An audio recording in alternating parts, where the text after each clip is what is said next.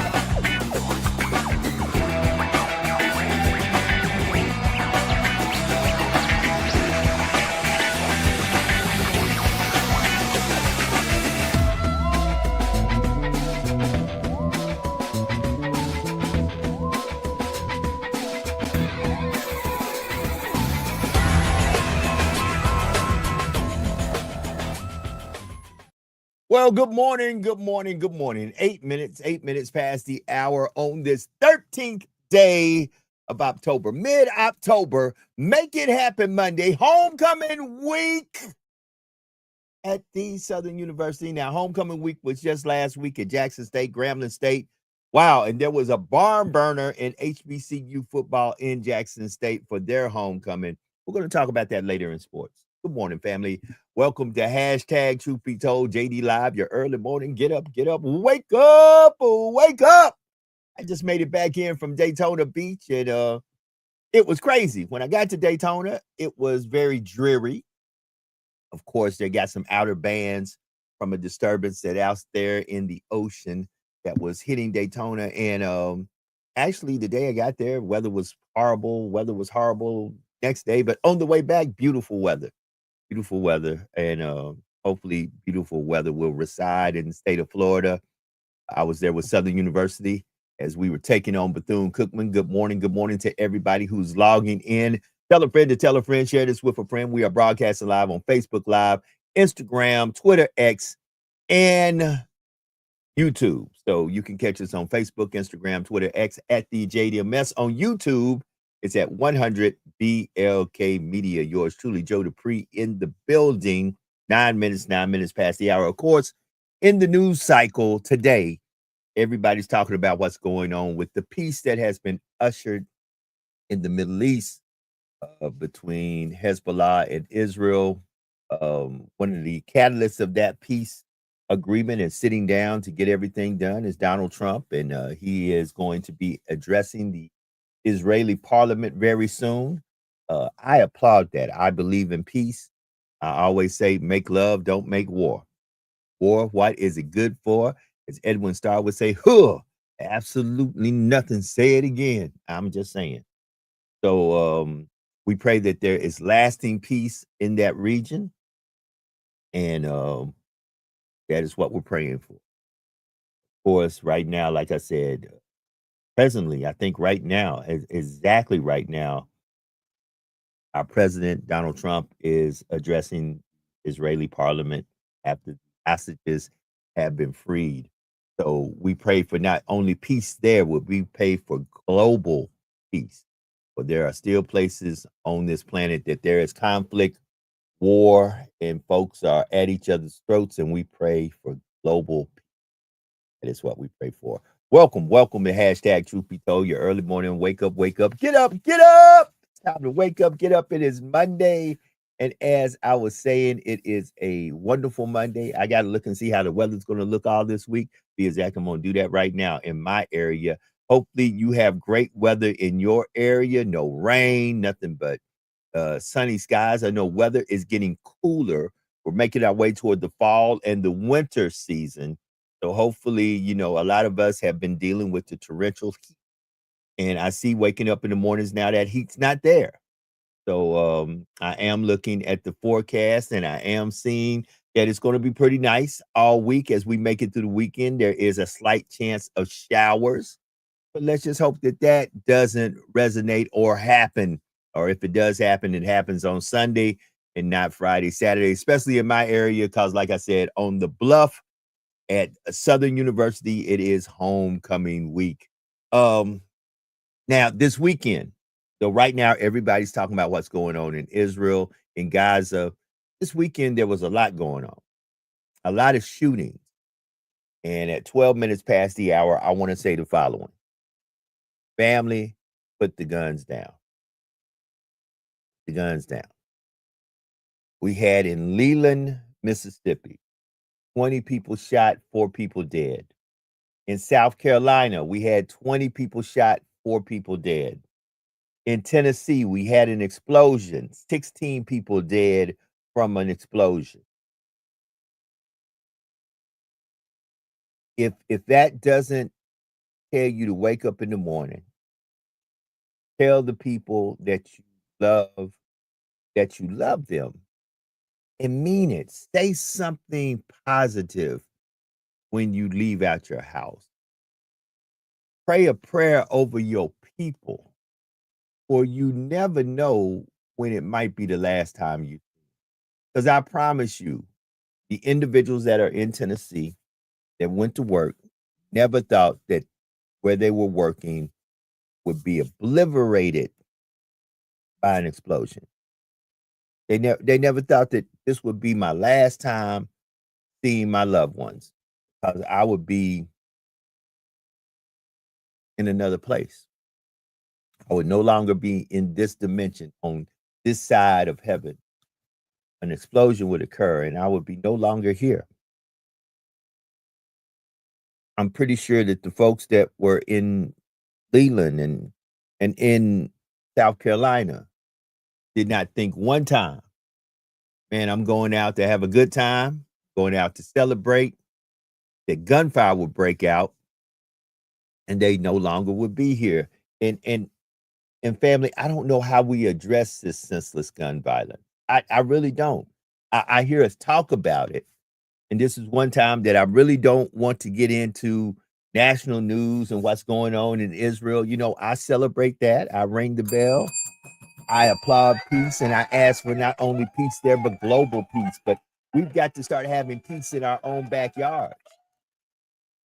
I happen to know someone who was at that it was a high school homecoming celebration in Leland when the gunfire broke loose. Had the opportunity yesterday on the way back from Daytona to speak to her, and just hearing how she said she was shook up and her classmates are shook up. And she was there celebrating her 30th year of being a graduate of that high school, of that area. To have gunfire to erupt at a high school homecoming and to have 20 people shot, 4 people dead is a tragedy. Even in the area I live in, there was high school homecoming celebrations. In Opelousas, there were high school homecoming celebrations where there was gunfire that erupted. Now, nobody got hit. Nobody got hit. Nobody died. But nevertheless, somebody brought a weapon and shot it. Don't know if they shot it in the air. Don't know if they were shooting it at anybody. But there was rounds that were let loose during a high school homecoming celebration. Family, what are we doing? I have to ask that question. Before I go into, and at the bottom of the hour in 15 minutes, we're going to be in the sports. And of course, we're going to be talking about the game last night. And we're going to be talking about the games this weekend from NFL. We're going to be talking about the collegiate games. We're going to be talking about the homecoming celebrations that started at a lot of HBCUs. And I'm on here last week trying to tell people, be vigilant, pay attention. We're more worried about the Black MAGA. And then things like this happen. And not only did that happen, gunfire erupted on some of our HBCU campuses in which there was homecoming celebration. Those reports were out there in the news. How, family, do we deal with this senseless gun violence that seems to be an epidemic here in this country that we live in? What promotes a person at a celebration, a time of glee, a time of remembrance, a time of going back and reminiscing over your good old high school days, seeing people that you may not have seen in years, some in decades, and somebody decides during that celebration to bring a gun and get upset enough to pull that gun out and squeeze off rounds or to shoot someone. As in Leland and in South Carolina, you have to understand 20 people got shot. 4 people are no longer with us. That's in Leland. In South Carolina, I think it's St. Helena or St. Helena. 20 people got shot there. 4 people also dead. So we have 8 people that we know from senseless gun violence that are dead, that went out this weekend just to have a good time. Probably had absolutely nothing to do with the altercation that occurred, but are no longer with us. I can't even use my clicheist saying of we've got to do better. That's carte blanche. You should know that. That shouldn't even that should I have a friend that says what is understood does not have to be spoken about. I don't have to sit here and say we got to do better. That folks should know that off top. Off top, you should know that this senseless gun violence that has plagued our community, we're really getting anemic to it. It's like, oh, okay, some folks got shot. Wasn't my folks, was it? Okay, and we carry on. That's normally almost the flow of it. Oh, some folks got shot, huh? Okay, was it anybody I know? Was it? Sad. Next story. Oh, so Trump's in Israel. Stuff like that. The government, FYI, while Trump is in Israel speaking to the Israeli parliament, our Congress, the Senate, and the House, along with the president, our government is still shut down. Kind of wonder how government employees are going to get paid. They have literally shut down all of the Smithsonian, every division of the Smithsonian. Folks are being put on furlough, and other folks are being told that you may not come back to a job because, of course, people who are in office right now who were voting in the office, and guess what? That's why we have a system. And regardless of how you feel about the system, we have a system that is in place. Has the system rigged? Did it get stolen? I don't know, but we have a system in place. And the question is, are you a participant in the system? And if you are, you know that it's real easy. You go vote. Your vote matters. Your voice is your vote. And your voice has power when you go vote. If you don't go vote, your voice has no power. And honestly, I feel like if you don't take time out to go vote, you shouldn't be a person sitting around complaining. You're a part of the problem because that vote could have been that one vote that changed everything. But when you are convinced by the propaganda machine and those who want to tell you this, that, these, and the third, that your vote don't count, and you believe that your vote doesn't count, and you don't go vote, we wind up where we're at today. So for those who voted, I applaud you, regardless of who you voted for, because I'm not here to tell you how to vote, who to vote for, but I am telling you to get engaged, get involved, get informed, and go vote.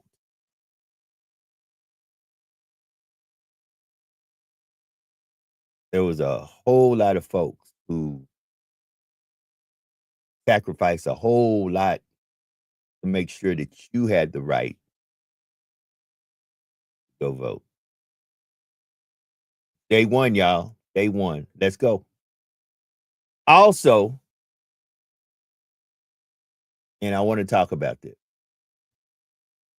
Decisions, consequences. I know it's John Wickish, but decisions, oh, and John would say choices, choices, consequences.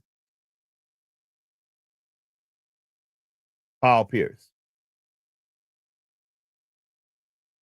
arrested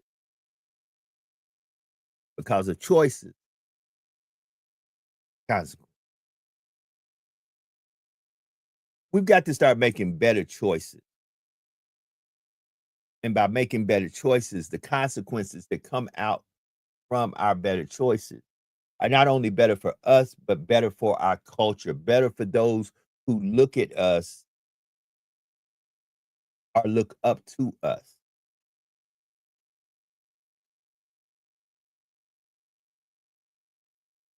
You know, I'm just I'm just praying that people understand that there are always folks watching you. You are influencing somebody somewhere. You're influencing somebody somewhere. That is what you're doing. You are influencing somebody somewhere. And and we've got to make better choices. But the choices that you make influences others to make choices.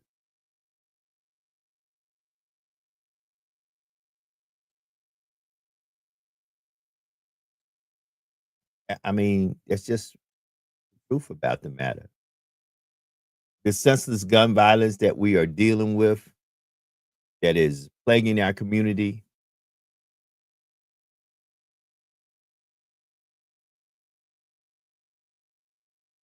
You know, we've got to start having some real conversation about choices and understanding that those choices carry consequences. 23 minutes past the 23 minutes past the hour, family. It is homecoming week, and it has been homecoming week. Homecoming week last week was at Jackson State.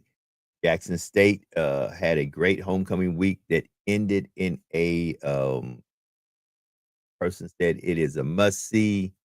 Probably will go down in history as one of the most powerful games that ever resided in the SWAC in the modern era.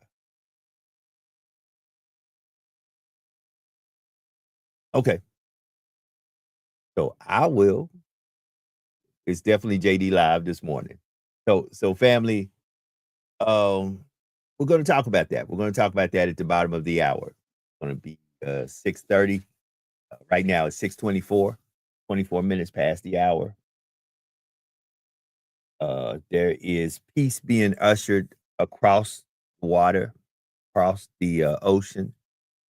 Right now, thank God that that has been ushered, and let's pray that it is a lasting peace.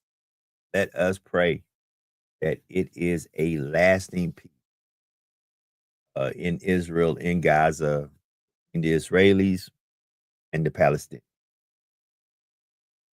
Pray that. Let's pray not only that peace is ushered in there, that peace is ushered in across the world. Or we all need to be at peace. Nobody needs to wake up to the sounds of war. No child, no elderly person anywhere deal with war at their doorstep. They don't. I was talking earlier about choices and consequences and family. We've got to pay attention. I say that constantly. I say that constantly for a reason. Have to pay attention. Government is still shut down. There's still folks wondering how are they going to pay their bills because they are government employees. There are individuals of the military. There are individuals who work for government agencies. that are trying to figure out, how am I going to pay my bills? Well, the government is shut down. Now, I'm glad that our president did what he did to usher in peace, but what are you going to do to get the government back up and running? Because mind you, once again, elections have consequences, and the Republicans are in control of the Senate, the House, and the executive branch. So that means Republicans are in every seat. My question is, what are you going to do to get this country back up and running that folks are getting paid? And like I said, pay attention because it's already been said and crystal clear that when this government gets back to running and a budget is set in place and people can get paid, some folks won't have jobs. They just it just won't. They just won't. So we are mid-month, mid-month family. Mid-month and countdown is on also for the holidays and the end of the year, which will be here before you know it. Before you know it, it will be the end of the year. New Year will be here.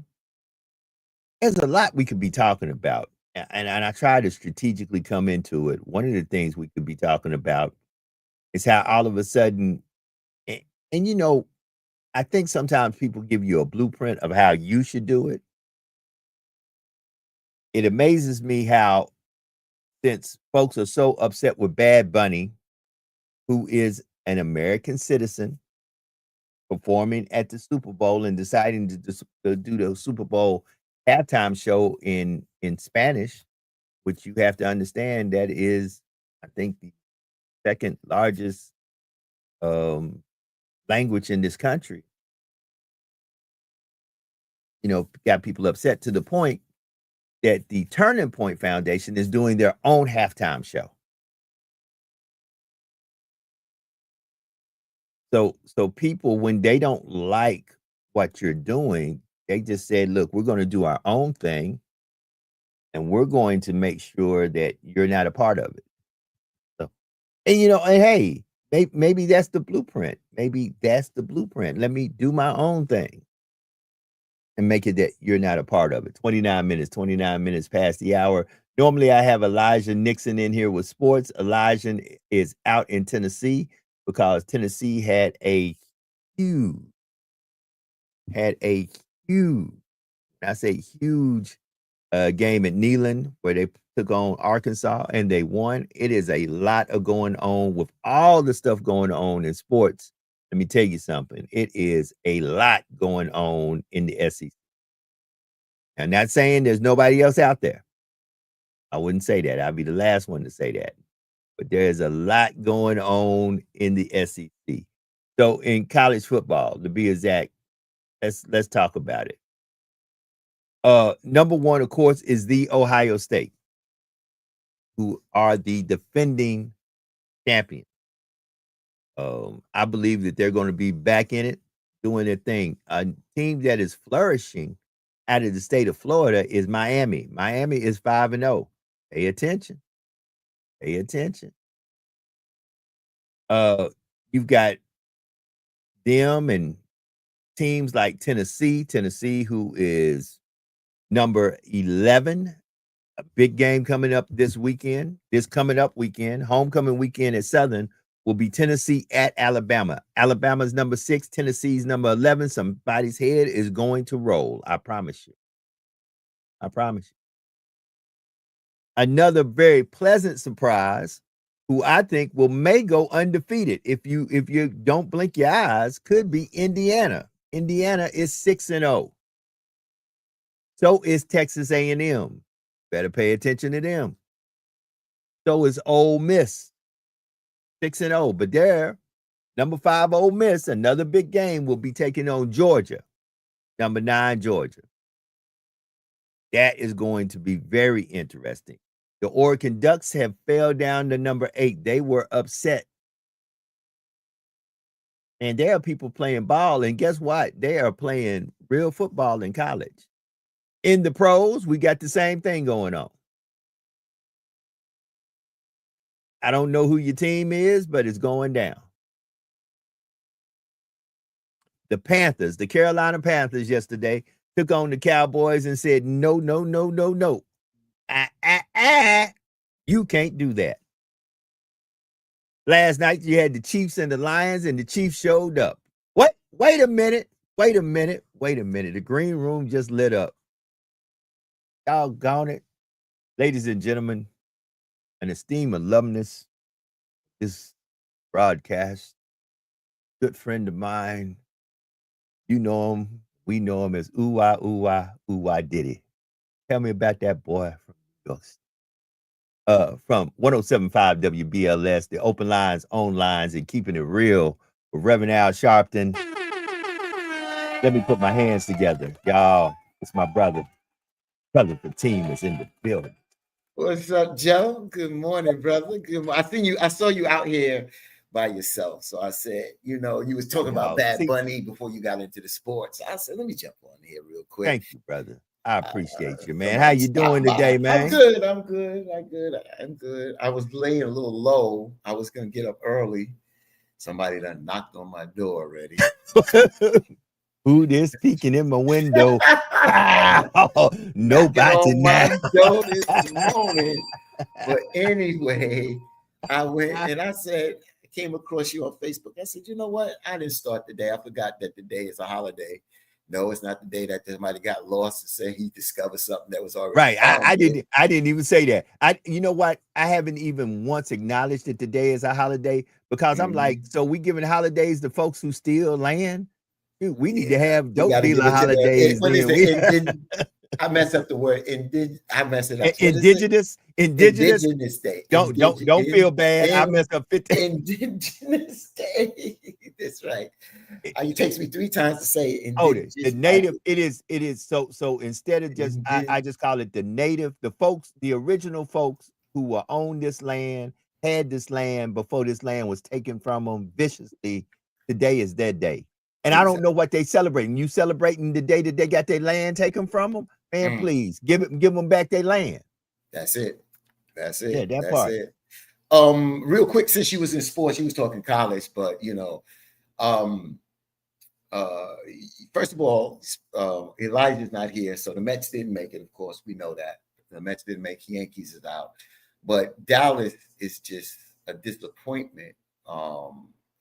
And, I heard Jerry Jones didn't want to talk to the press yesterday. I mean, you got to realize I'm in Carolina this week, and the Panthers is part of North and South Carolina. Correct. So a lot of people was at the tailgate out there in Charlotte, yesterday. Give kudos to Carolina Panthers. I want to do that to them. Kudos to the New York Giants. That's another story. Okay. Yeah. Dallas Cowboys are a disappointment. They talk about firing this rookie coach. Well, it always comes back to Jerry Jones. So, Jones, you had a chance to get Deion. And then Deion health is, I don't even know if Deion health right now. I heard that he got possibly more blood clots. He may have to go down and have to have more surgery. So our prayers goes out to the Sanders family right there. I saw his son became the backup quarterback. I don't know if he got in the game yesterday. He did not. He did not. He did not. But I don't want to run from that. But just to get a little bit on that Bad Bunny situation, and I see that the Charlie Kirk Foundation. I can't say his name. I don't say his name. I know. I got. You don't have to. You don't have to, and I don't have to say it neither. Hey, Turning Point. The Turning Point Foundation decided that since they didn't like what the NFL was doing, they're doing their own thing. And guess what? Let them do. And I like that because that might be a roadmap to us. That might be where when we see something that we don't like, let us just get together and put out there that we're going to do our own thing at the same time that they doing their thing, where it will direct our listeners, our viewers, our dollars toward what we feel is important for us. If they want to exclude us, we'll exclude them. I kind of like I don't have an argument with what the Turning Point is doing. What they're saying is if we don't like it and you excluded us, we're going to exclude you. We're doing our own thing. We need to take that same blueprint moving forward and say, you did, hold it. It's cool when they do it. Let's find out if there's a problem when we do it. That's it. Do what you want to do. Do what you want to do. That's it. Do it. Do it. And like you said, it opens up the doors. You got to realize Grammy Awards back in the day. I mean, the Grammys are still here. Mm-hmm. American Music Awards come out. I'm working at Billboard magazine when Billboard Music Awards come out. I'm working at Billboard. I'm at Billboard. I remember talking to Adam White, who was the editor of the editorial department. But he was, as a matter of fact, he's the one where they did the whole Motown song, the CD box thing. He was behind that, Adam White. I worked with them. I work with them. Nelson George, people that know Nelson George, a famous writer, a producer. He did the most recent piece on Willie Mays before Willie Mays passed. Nelson George was working at, that's how I met Nelson George. And through Nelson, I met Chris Rock and all of those folks, Spike Lee, all of us kind of run together out of Brooklyn, New York. So, yeah, do what you need to do, which can open the doors for us. We don't have Soul Train Awards no more, but maybe it's time for something else. Things do change. Eras change. You can't get stuck. It's beautiful to reminisce. It's beautiful to acknowledge, but it's beautiful to build on. And what I'm seeing now, what are we building on?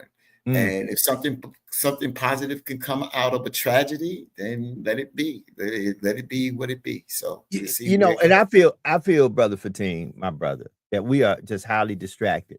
For example, right now the news cycle is going crazy. I'm looking at the news out of my peripherals, and on every major news outlet, they're talking about our president, Donald Trump, giving his speech now to the Israeli parliament. But at the same time, while you're over in Israel, ushering, and peace has now been brokered and ushered in, our government is still shut down.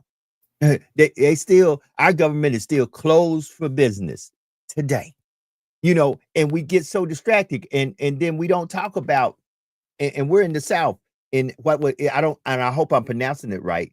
I don't know if it's St. Helena or St. Helena, South Carolina, in a bar, St. Helena, 20 people shot, 4 people dead. In Leland, Mississippi, 20 people shot, 4 people dead. In Tennessee, a place blows up, 16 people dead. There are senseless acts of gun violence going on throughout this country. This country is shut down. And don't get me wrong, I want peace globally. I don't want it just in Gaza, because right now there are wars going on in other places. Can we not usher peace? You want the Nobel Peace Prize? Show me that you can usher global peace. Can we have peace across the world? Can't have it.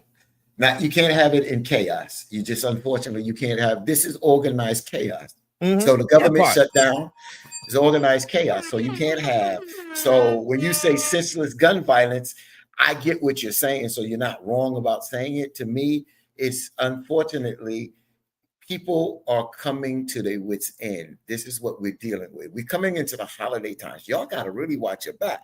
Even though I'm me and you both, Joe, are licensed to carry. So fine, but that don't stop a crazed person to get us. I'm not trying to get anybody. I'm praying I don't have to ever pull out my weapon. But we are in a place where this is organized chaos. We try to keep things within the walls of operation, but we know that within these walls, this organized or this chaos that's going on within these walls. And until everybody is feeling something, I played a piece yesterday and with Tupac Shakur. And this brother just was on point. He wasn't way ahead of his time. He was on time. It's just that now they stifle people like that. And Tupac talked about how can people win millions and millions of dollars in lotto, and then people got jets and this, that, but in the same country, people are homeless and living on the streets. You understand what I'm saying?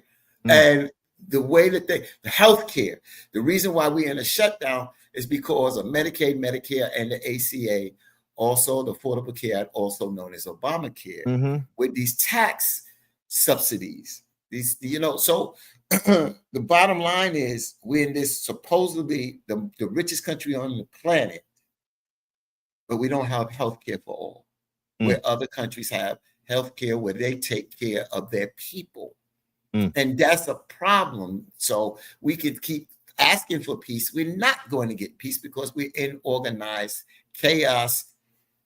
At the end of the day, we want to be organized. We want peace, but you can't have peace when there are the haves and the have-nots, and the haves continue to keep their damn foot on the necks of the have-nots. And on the HBCU scene, of course, homecoming season is in full effect, and there has been warnings issued out our historically Black colleges and universities. Beware of the Black Trumpers who are showing up, throwing up tables like they're like the former founder of the Turning Point, CK, and are wanting to debate people during homecoming on these campuses. Now, I haven't seen any reports of them showing up, but once again, we had a few homecomings this weekend. We had Grambling State University in Grambling, Louisiana, a very well-known HBCU, had homecoming. Jackson State, where Deion used to be the coach,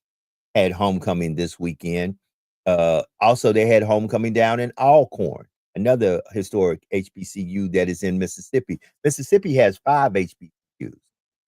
5. They have Jackson State, Alcorn, has Mississippi Valley. Alcorn is where Steve McNair was from, and I say these sports figures because that's how most people associate these HBCUs. So Jackson State is Walter Payton, Alcorn is Steve McNair. Mississippi Valley is Jerry Rice. Then they have Tougaloo. Tougaloo. Tougaloo. And Tougaloo was very instrumental with the Black Panther movement. Yes, sir. And then you have Russ College. And Russ College in that area, if you want to know where Russ College is, just think about Sinners. That area up in there where Sinners was filmed, that is Russ College. So, white people feel privileged that they can walk in the Black community and do anything. Those that watch this show, especially, I can only speak in New York City, in Brownsville, Brooklyn, but we could look in Brownsville, Brooklyn, Crown Heights. Let's take, I'll take the 90s, 2000s. We would see like 3 white guys walking in the community, backpacks, white shirts, black pants, black slacks, and they talking quote unquote religion. And they feel comfortable not only to be in our community, to get our apartment, and they have a right to do that. But if you put that same sentiment and we go into the white neighborhoods in Brooklyn, Bay Ridge, Bensonhurst, 3 Black men looking the same way, talking some religious, they would run our asses out of there. They would run our asses out of there. You understand what I'm saying? But they consider they have, so that's what I'm saying. White people feel privileged that this is theirs and they can do whatever the hell they want to do. So they showed up on HBCUs, but these colleges are like, no, we're not having that. Like I said, I gave the example. I'm in Farmingdale College in Long Island, New York, in Suffolk County. It's Halloween. I'm on campus and I'm egging. Yeah, I'm throwing eggs. Yeah. I got 2 eggs left. I'm coming to my dorm and I see this guy cut through the back way. So I look. I know this bitch ain't got no KKK outfit on. This dude got a KKK outfit on. Man, I guess and I'm on the baseball team. I picked that egg. I threw it so hard. I missed him. If I'd have cracked that guy upside his head, he would have dropped. I chased him to the tavern. When I got to the tavern, that was a white tavern. Black people there. I'm doing the chasing by myself. I'm on campus by myself. I ain't got no boys with me. I was like, yo, I can't go inside and murk this dude.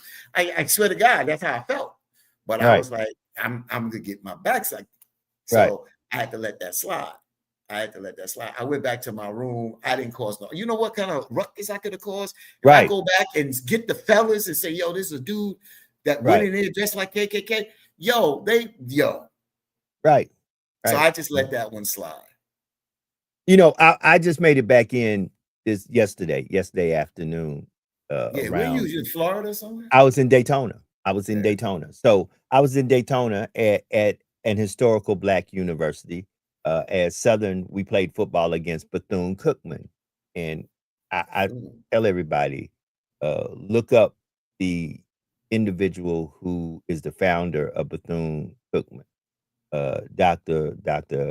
McLeod Bethune, and visit but the we house down there in Washington that they have.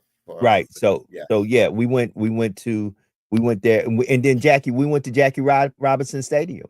Mm. You know, in Daytona. You know, so let's say this, family. And a person said this to us at the football game, and I love what they said. We talked to Mary we talked to Mr. Bethune, who is the grandson of the founder, and he said they can't take us out of this country. They can't take us out of. We built this country. He said they always want to make it seem like it's just them. He said they can't take us out of this country. And I can't say how that kind of resonated, because I was a little bit like, huh, but it made sense what he was saying. He was like, he said, we got to look at them and say, man, we have as much rights to this place as you do. We built this place. They robbed this place. Right. We helped build this place. They robbed us, stole us from our land. Right. But we built this place, and they're gonna say on stolen land, get the that. Right. You're not American. Well, what are you then? You know, that's what he said. He said, when people look at him, oh, you're not American. Well, what are you then? You know, and so we've got to pay attention, the team. And I know that sounds cliche-ish, but we're not paying attention. You know, I had Eddie and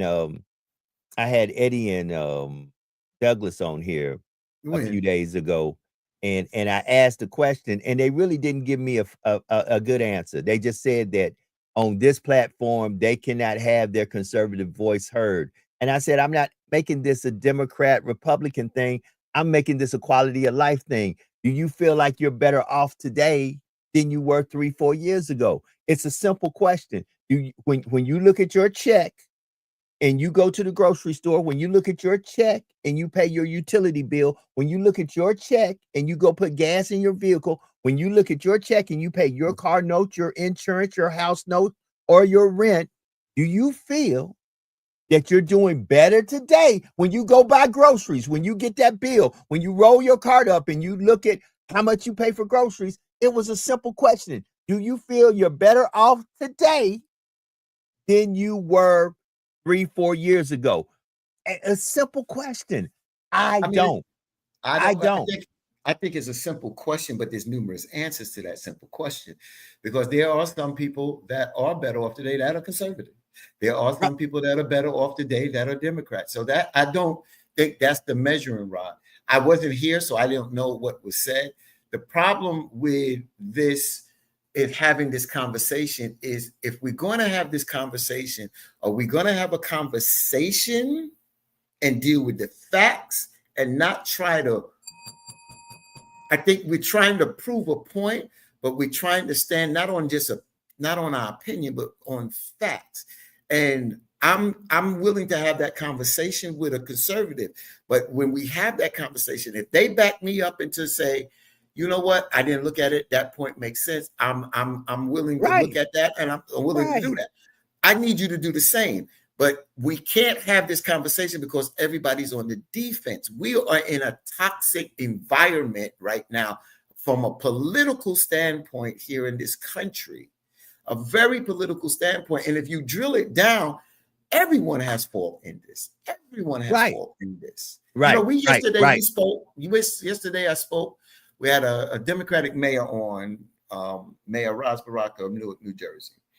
And then I had Congresswoman Yvette Clarke on, This is the open line on WBLS on air show, radio show yesterday. And she is from Brooklyn. I've known her mother when she was a New York City council member.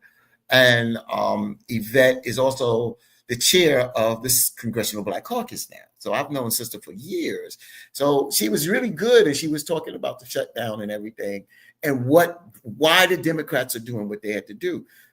2.5 weeks ago, I text Congressman Hakeem Jeffries. He got back to me, and he's doing one of the things that I said, not that is my idea, it's our idea, is stay in front of the American people. He was on Fox News yesterday. Right. I'm glad that you went and did, because you have to explain what you are doing, because this is not only going to affect the Democrats, it affects Republicans. It affects MAGA people. It's between the haves and the have-nots. Understand this. What the cuts they are trying to make to Medicaid, they will affect. And I see Douglas is in here. I see Genji. Come on, Genji. Get on here, brother. Welcome, Douglas. You know, but it will affect people in a certain economic bracket. Understand, while you talking black and white, while you talking donkeys and elephants, we're talking about the haves and the have-nots. And understand this. Understand that this government shutdown continues to go on. There are folks that are dealing with Section 8, SNAP benefits, military individuals. There are folks who will be affected by this. Now, of course, there are folks who will not be affected by this because they have cushioned themselves that they will never be affected by this, because there's a difference between certain classes of folks in this country. That's just the facts. But when are we going to be concerned about the greater good of all of us? You know, somewhere in this book that a lot of people wave around and say that this is the book that governs the morality of this country, it says, what you do to the least of them, you do unto me. And I'm just asking that question. And Douglas, we're happy that you're in here, you know, and I'm not here trying to beef with nobody. When are we going to get down to the place, in my humble opinion, Fatim, that we look at each other as human beings? I woke up this morning a human being. I mean, me and Douglas, when Douglas came, he was in Florence, South Carolina. I happened to be here, and Douglas reached out to me. We went over and had a little lunch together, stopped by, made a little video in his truck. You know, it proves that we can sit down and we can agree. We can agree to disagree. We can agree on the things. And I look at Douglas as like my brother. We have different points of views, and we go and I get it. Sometimes we're going to play it our way, but when we really need to get down to the nitty gritty and get down to what needs to be done, I think that we really need to have those kind of conversations, because if we are going to be better as a people, remember, we are not a monolithic. We all don't think alike. We don't think the same. We don't eat the same thing. But the bottom line is that we can come together if you want things to be better. It's how do you get to doing those things to get better? And by keeping your neck on those that don't have. Let me just say this. We're in a country where I said is organized chaos. Why are there programs? Yes, I do agree that those people that have good credit, they should be rewarded for that. But why do the people that have bad credit or are behind the 8 ball, why do they are subjected to payday loans, bad loans, bad car deals? Yeah, I get it. You've had a tough time. If people had a tough time paying before, what makes you think they won't have a tough time going forward? When the interest is higher because their credit is not the best. I get it. There needs to be programs out there that help folks get back on track. So, Big Brother, Big Sister program out here that help us. Hey, Brother Fatim, that's like this weekend. I'm in Daytona. A good friend of mine calls me from Los Angeles. Says, man, riddle me this, riddle me that. He says, look how crazy this country is. LeBron James says, I'm going to make a second announcement. Going to be big. He said, that's all he says. He doesn't say what it's pertaining to. He doesn't say if he's talking about, man, I'm getting ready to be the first NBA player to go up in space and land on Mars. He just says he's going to make an announcement, and it's going to be huge. people assume that he's talking retirement. They go and make purchases. Ticket prices get hiked up, things get done, people are making purchases. He never said anything about basketball. He just said, man, I'm making a big. And now those same folks are suing him, saying they would have never did what they did if they had known that he was talking about a deal with Hennessy. I got an inside track on that. So that's how crazy that is to me, because you can't sue him. You can't sue him. Come on, Fatim. That's what I'm talking about. Me and you and we have agreed to disagree, but sometimes I'm like, how crazy Fatim. That's like right now, if I said something and people started doing something because I just said, well, hey, me and Fatim get ready to make a big announcement. Nobody knows what that hell. Me and Fatim might be the two first black podcasters that somebody invited us to go on one of these spaceships to go up in space. You don't know what the hell we're gonna do. So a big announcement is just that. We might be announcing that. Guess what, bro? We throwing in the towel. We done. It's been fun podcasting. You know what? We gone fishing for real. You don't know, a big announcement is just a big announcement. And guess what? It's your big announcement. Guess what? It might not be big to me, but then I turn around and want to sue you because I assumed. That's advertising. That's the advertising game. That's all it is. And he didn't say what it was. It was a big announcement, and it was a big announcement for him that there was a deal that he was partnering with Hennessy Liqueurs. You know what I'm saying? So hey, it is what it is. You know, they suing him. Hey, he didn't say what it was, so you went out there and purchased tickets. That's your ass. Ain't nobody put no gun to your head and told you that. And I'm going to say this. And folks, hey, Douglas, when your folks gonna open up the government, y'all got the White House, y'all got the Senate and the House. When y'all gonna open up the government, bro? When y'all gonna open up the government, bro? Come on, Douglas. When y'all gonna open up? When it's gonna be back in business, bro? Y'all in charge of everything. That's what I want to know, since they're in charge of everything. Y'all wanted it. Y'all got it. Y'all got the mantle. So what y'all going to do with it? They in charge. Because guess what? If right now Barack Obama was the president and the Senate and the House was Democratic, every conservative voice in the Tea Party, the MAGA movement, everybody conservative would be like, we can't do nothing. They in charge of everything. They the problem. I just don't understand, Joe. Why? What are the problem with these subsidies? Even what's her name, Marjorie Green, whatever. Taylor Green. She's even saying, "Yo, that her constituents, her family, because listen, the part of Georgia she represents is a rural, poor area of Georgia." And they understand now, all of a sudden, it ain't a black or white. See, guess what? Black and white go out the door when all of a sudden we getting treated just like you getting treated. That's why she talking that way. Because guess what? A cut in Medicaid, Medicare, a cut in the Affordable Care Act, a cut in SNAP benefits, a cut in Section 8 housing, that affects her people. Yep. Yeah. All of a sudden, the truth comes out. More of them are on SNAP benefits than us. Then the truth comes out. More of them are on Section 8 than us. Then the truth comes out. And when the truth comes out, all of a sudden, it's not a black or white thing. It's all of a sudden, guess what? Have you not noticed how all of a sudden these billions of dollars that they're sending to the farmers seem to be only being sent to certain type farmers? White farmers. I mean, I can get the head of the black farmers on here tomorrow morning if I was, I can get John Boyd on here. You understand what I'm saying? John Boyd has been talking about this, what the black farmers and what these administration, but the Biden administration wasn't that friendly to the Black Farmers Association as well. Hold it. Let's just be real. And this is where the reality comes down.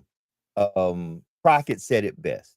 They were reporting it yesterday as I was going through Tallahassee on my way back home on the Black News Network. We have a problem engaging folks where they're at. And we have this thing where they can come, like you said, they're very comfortable coming into our space. We're very reluctant to want to go into theirs. Jasmine Crockett said when she was out there on the stump, she went to VP Harris's people and said, hey, we need to go into these rural areas and say what we need to say. And they were like, no, we don't. Because I'm pretty sure if you sit down, people weren't comfortable. Like I said, they don't have a problem putting out there on social media, we're showing up on your homecoming campuses on homecoming week to do what CK did. We're going to set up a table and we're going to debate you. If I said I'm taking the Black Panther movement to Ole Miss, Georgia,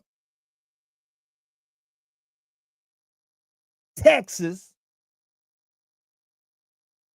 University of Tennessee, and I'm going to set up a table at your homecoming and debate you on the merits of how your folks have messed over my folks, bruh, they won't let me nowhere closer. As soon as we show up, they putting handcuffs on us.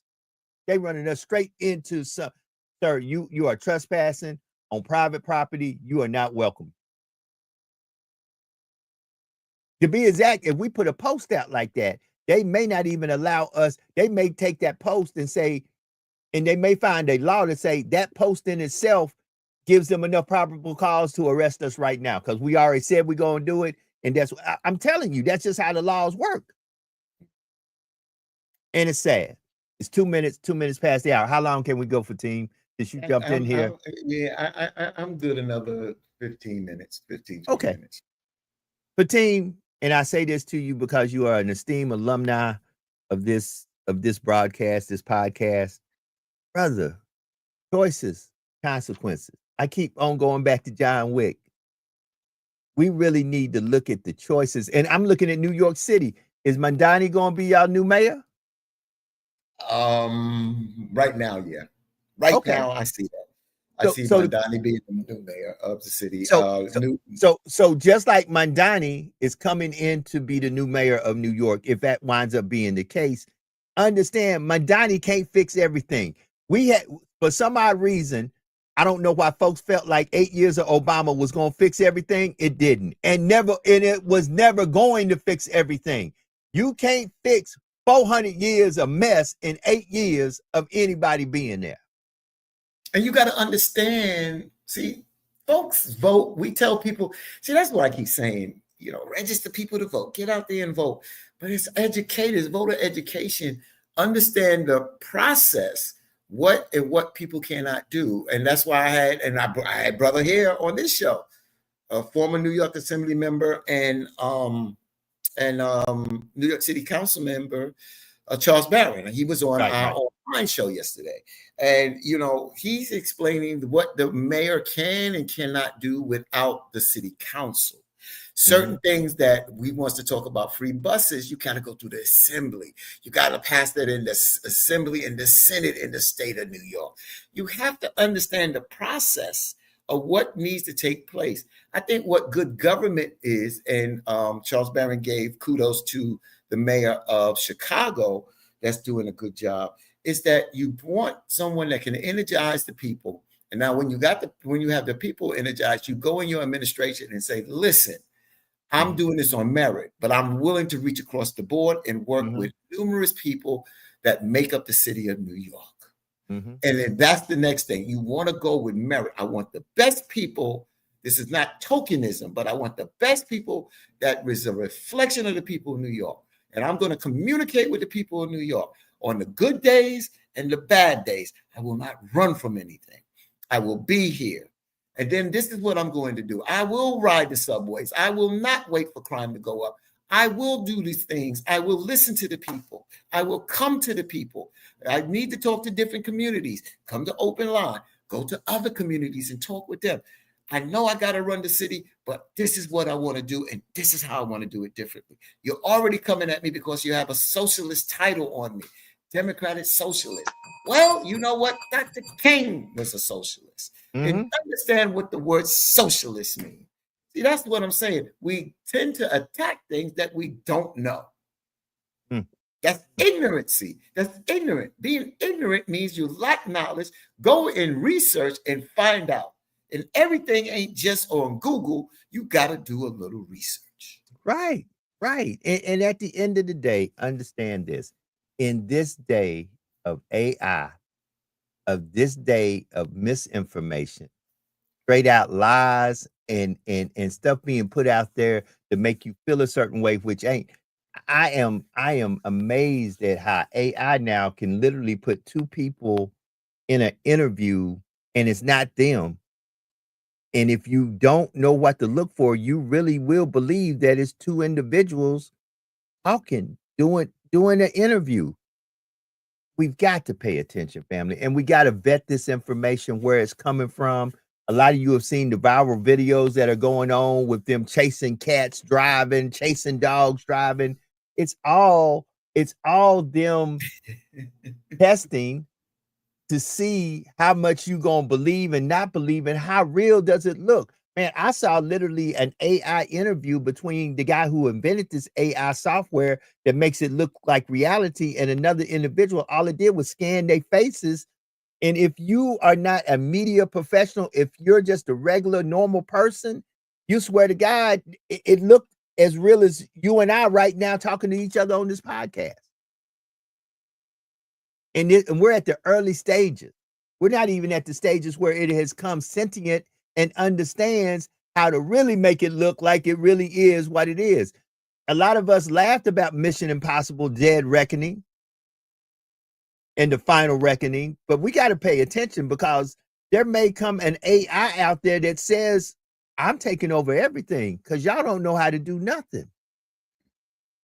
Yep, that's it. That's it, Joe. That's it. 8 minutes. 8 minutes past the hour. So blessed to have. Listen, man, what y'all got going on? Like I said, I was on the road. I actually drove to Daytona. Great drive. Had a great time in Daytona. Stayed right across from the Speedway. Woke up. I mean, when I say right across, I literally got out, took maybe a 25-yard walk, and I'm at the Speedway. So I was at the Daytona Speedway. Went through Bethune-Cookman. Bethune-Cookman played Southern University. Southern University got mollywopped. When I say mollywopped, it was 45. The final score was 45-14. They got mollywopped. And Southern is doing horrible this year. They are 1-5. 1-5. Yeah, they're like the Saints. Saints are 1-5. They're like the Browns. The Browns are 1-5. The Cowboys, y'all don't won at least 2 games. So, at the end of the day, the only team I happen to be happy about right now is the Kings of the North. The Kings of the North. I done told y'all, I believe the NFL is rigged. I really believe the NFL is rigged. We're going to lose 4 games and we're going to have another ring. They going to gift. Let me say it again. Y'all can come back and watch it when it happens. They are going to gift Aaron Rodgers a ring on his way out. And he's going to retire and never be seen again. He's going to be like Peyton. Peyton won a Super Bowl with the Broncos, and we never saw Peyton again. He's doing commercials. He's painting Manning. He's painting pictures. Painting Manning. So what? Again, I didn't plan on being on here this morning, but I'm here. So the New York Giants, they sat down Brother Wilson, the brother, and they put in the rookie quarterback. Mm-hmm. And I listened to the rookie quarterback, and I was telling my boy Tony that he goes by DJ Tony Love, Tony Smalls. And I said that this kid, he talks the game. Mm-hmm. He talked it. He said what he was going to do. This is what I need, this, that, and that. I was like, sometimes you need that energy. And that's what I want to see with Brother Sanders' kid on the Browns. I want to see they scared. They're scared that he will become bigger than the coach and the team. The bottom line is winning. Thank you. Hey, the bottom line is winning. Brother Fatim, you and I both agree. I know you're a big time Cowboy fan. I respect you and I respect the Cowboys. I don't like them, but I respect them. And the Michael Parsons trade was asinine and stupid. The name of the game is win the game. Put the pieces in place where you can win. Winning resolves a whole bunch of naysaying. Winning revolves a whole bunch of woes, because everybody loves a winner. Point blank, period. Everybody loves a winner. So you want to shut everybody up? Win. Guess what Patrick Mahomes did last night? He said, let me shut y'all up. I'm going to win. And that's what he did. Guess what would resolve all the issues in Baltimore? They talking about, oh man, we got to do this in Baltimore, do that in Baltimore. No, Baltimore, you got to win. Because if you win, you shut everybody up. Yeah, and winning gets you to cover up some of the other issues that you have. Right, you know? right. Until you can do what you need to do. I played on a lot of softball teams. I played on a lot of good softball teams with a lot of good players. But one of the last teams I played on was a team called the Tigers, and we kicked ass. We won eight championships in 3 years. 8 championships in 3 years. And I didn't play on all the leagues that they played in, you know, and the average age at the time was 23 and I was just 50, you know, and I was a starter on the team. So I brought the noise, but, you know, winning, you know, we didn't have many problems because we kicked ass. We won everywhere we walked in with that force. We walked in. I mean, we played this team called the Marlins. They were good. They took us to the brink. But we beat them. One guy, we hit a ball all the way. Joe, this should have been a home run. The guy robbed our guy. ESPN catch. We applauded him when he came in. Against us, he made the catch against us. We applauded. It was a hell of a catch. But, you know, and they was a tough team. They were a team to beat. They beat us. We beat them. And then we beat them for the final game for the championship. But winning is the bottom line. And sometimes you have a spark plug. And what is it, Shedeur? Is it Shedeur Sanders? That's Shedeur Sanders. He should be the the quarterback? Right, he's the quarterback. Shedeur the quarterback, and Shiloh is the one that plays defensive end like his dad. Which is the one that got cut? That's Shiloh. That's Shiloh. Now, did he get picked back up? I'm not sure. I can't comment on that because really, for team, I haven't been keeping up with him. I don't know. I have to look. I think Buccaneers. Yeah, and I think he was looking to try to go to the Rams or somebody. But let me say this, and this is something I'm glad you look. I don't want to keep you long, and I got to get ready for school. Let me say something. And since I'm getting ready for school, I want to ask you, and this is friend to friend, brother to brother. If you have time, tomorrow's Tell the Truth Tuesday, and something has been irking me, and it irked me when I was down at Bethune because a person brought it up to me. It's been irking me because people have been bringing this up to me within the last 3 or 4 weeks. So I'm going to try to tomorrow address this from my point of view. And I want to talk about higher education and honorary degrees because there's getting to be a lot of static amongst Black and brown folks about these honorary degrees and people who go and do and get a degree. And I don't have a problem with either side. I really don't. And right now I'm catching hell. This weekend I had to study, travel. I've got class today for 2 hours. And it's not easy when you're my age, going into your 60s and trying to get a degree, another degree. It's not easy. I'm telling you, I have headaches. I am doing research. I wish I had did this at a younger age, but I did not. And if anything, I'm trying to make it through to show younger folks and other folks my age and younger folks, if you put your mind to something, it's going to take some work, but you can get it done. And I think we've kind of got anemic to work. A lot of us want stuff, but we don't want to work for it. And nothing from nothing leaves nothing. But I would love for you to come back on tomorrow because I want to really have a conversation about putting into work on a degree level or putting into work in anything you want. Fatim, I applaud you. Me and you have conversations offline.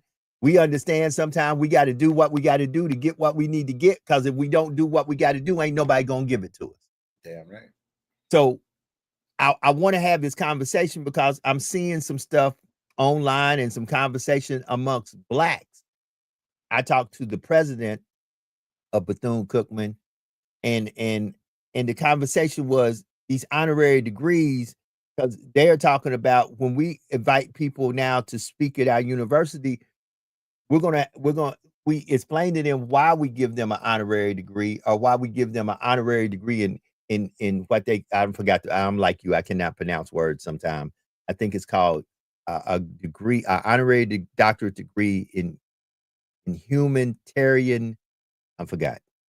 Whatever.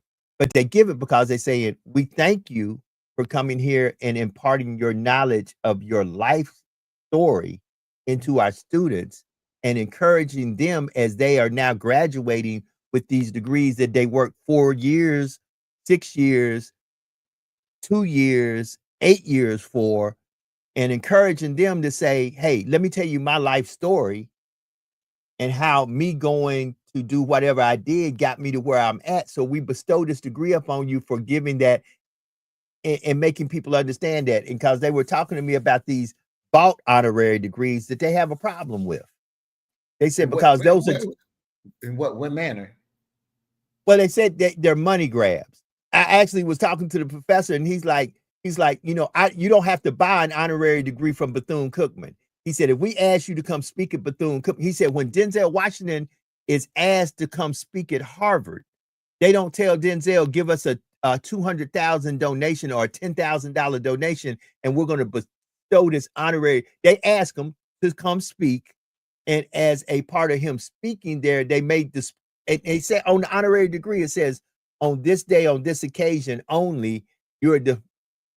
It's like a tribute, you know. It's like a part of. And he said some of them even pay for them to speak. He said, and once again, I don't know and really don't care, but I think we got to have the conversations about not so much about the degrees, about so much let the work you do speak for you.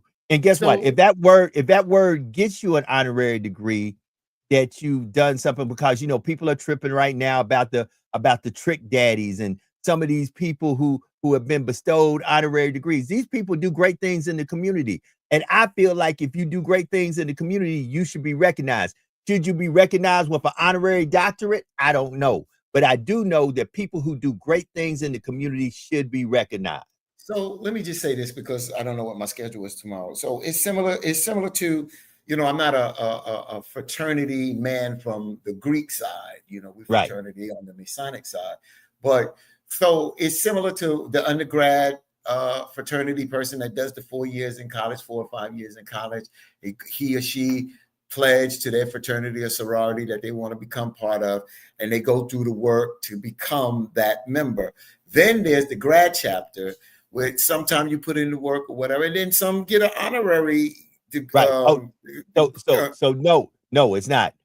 If you graduate and you get accepted and you pledge undergrad, and if you either way you pledge, either way, be it that you're a graduate or you are a you pledge, but the difference is Michael Jordan did not go through what my boy Tony went through. He did not go through. Shaquille O'Neal did not go. Well, Shaq may be different, but Michael Jordan did not go through. There are certain organizations that they just bestow it on you. They just say, right. You so didn't the have point to pledge. You are honorary, right? You are. There are sororities and fraternities that you didn't have to pledge. They just see the good works you're doing, and they give you you're an honorary, aka you're an honorary Delta, you're an honorary Q. I don't know what fraternities and sororities do to honorary. Yeah, and I don't know how out of the D9. I'll find out. But the point I was trying to make to take it to these honorary degrees and those that are working for it. So those that are working for it, those especially those that are coming out of high school and you're doing it in the progression of how you were living your life, the progression of, you know, from high school to college, is that you have not done a lot in your life as of yet. You're earning that degree by going to school and learning what needs to be learned and passing the appropriate test to get that degree. Then there's people, and I'll just say, President Obama, Reverend Al Sharpton, Aretha Franklin, Isaac Hayes. These are individuals that through their life, they have reached achievement that honestly, I'll be honest with you, no school really could teach them. Correct. School could teach them, but so much, but what they've taken and what they've learned. Aretha Franklin, let's talk about it. Didn't know how to read music. She had an ear. Let's be real. So when certain people, let me just finish. Right. Reverend Sharpton, I just used Reverend Sharpton, Reverend Jackson, President Obama. once you have lived your life and done this work, and when you bring these people in to speak and you want to bestow an honorary degree on them, I don't see what the problem is, because they have done the life work, and they, like you said, it's basically recognizing them for the work that they have done in their life, that they can go in a class and be a professor to teach. And Brother Fatim, everybody you named is a college grad. Aretha Franklin is a college grad and a member of she's also a college grad. That I don't think. She also a Delta. I don't know that Sharpton graduate, but I know he's a member of Phi Beta Sigma. So yeah, I know he went to Masons too, and he a Mason too. So you know, I know these folks went to college. I know these folks spent some time at college, and they spent enough time at college because back in the day, you couldn't pledge Greek unless you were at least a sophomore or a junior. So they at least were 2 years in somebody's higher school or higher institution of learning. So at the end of the day, I just want to have this conversation, and it's not so much about the greed or the honorary. It's so much about no matter what you get in life, you got to put in work. And I think on Tell the Truth Tuesday, regardless if you can be here or not, I've got to start asking folks, do you feel like you put in the work? Because you feel you put in the work, Joe? Man, I'm putting in work right now, and let me tell you something. It ain't easy. Man, I'll be honest with you. I started this PhD program in August, and I've been in tears twice. I've literally got out of class and been in the corner, balled up in tears, because it ain't easy. It ain't easy when you got to write a 20-page paper and do the research.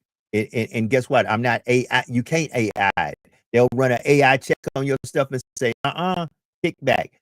It ain't easy when you have to go and reach out to they give you a list of professors to reach out to and have them to review your work, and you send it to them, and they send it back to you with all kind of red X's and that don't work, and this line here is grammatically incorrect. Man, it ain't easy. It ain't easy. However, I believe in my heart of hearts, come August 2027, I'll be 60. I believe that I'll receive my earned doctorate degree in criminal justice from Walden University. I believe in August of 27, I'll be graduating. Will it be easy? Hell no. Will it be worth it? Yes, because I'll be able to look my grandson in the eye and say, I did it. And if I did it at this age, you can do it too. No excuses. Strap up your bootstraps. Grab your manhood, hold tight, and press through. You can make it. Yeah. My friend said to me yesterday, and again this morning, she said, you know, I got to do this physical labor. You just sit back and do X, Y, and Z. I said, okay, I'll take that. I said, I'll take that. I said, so I get criticized for a skill. I get criticized for the work that I've done. Don't think I haven't done that physical labor. You got to go where I've been. Damn it. I'm older than you. You got to go. So don't even think that I haven't done that physical. I did that physical labor way before you did. I had 2 jobs, 2 parents in 2 different hospitals. Then one parent died. I'm running my father's super job, 5 stores and 3 apartment buildings. And you want to say, compared to where I'm at in life, that you doing physical labor, carrying water and this and that at your job, compared to what I have done, and now getting in the space that I've done. You know how many years I've done this? I've done radio more years than you've been alive. You understand what I'm saying? So when you talk about putting in the damn work, I didn't want to embarrass her. I didn't want to embarrass her, but I'm just saying, at the end of the day, you got to think. But sometimes you don't see that. Right. You don't see what I've done, and I give you my damn resume of what I have done. They see the glory. They see the goodness. They see the perks. They see the privilege. Yeah. But they don't know your journey nor your story of how you got there. It is 25 minutes after. The team, I'm going to let you give us and bless us with some closing words. It's always a pleasure to see you here.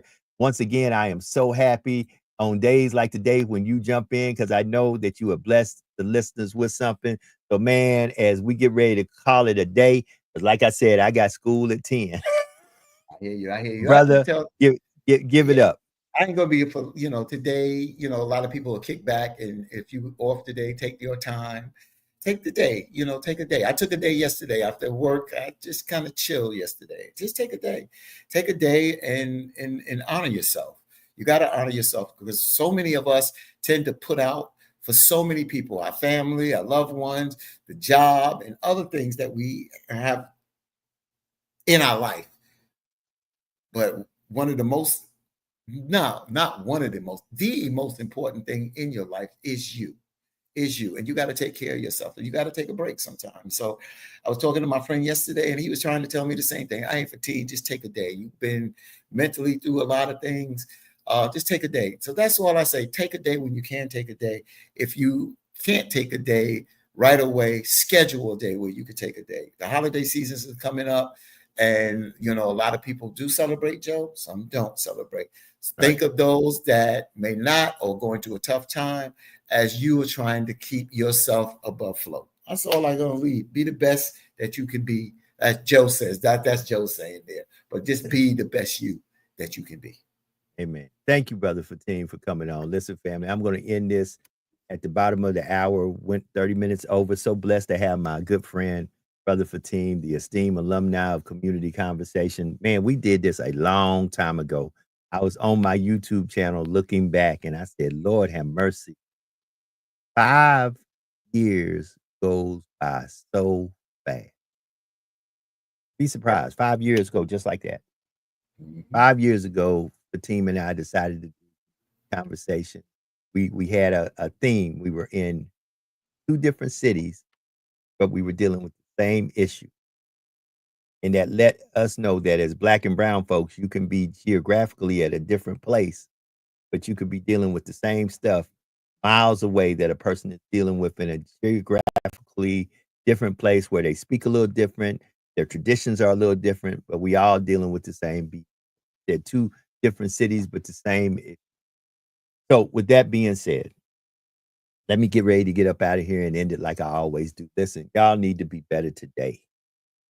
Or do something today to bless somebody some way that no matter what you do, there's no earthly way they could ever pay you back. And always remember that there is no secret what God can, what he has done for others, he willingly can do for you. And on the behalf of everybody who makes this podcast what it is, I say have a great beginning to the work week. Have a great day. Y'all be blessed. Tell somebody you love them and mean it. We up out of here. Peace.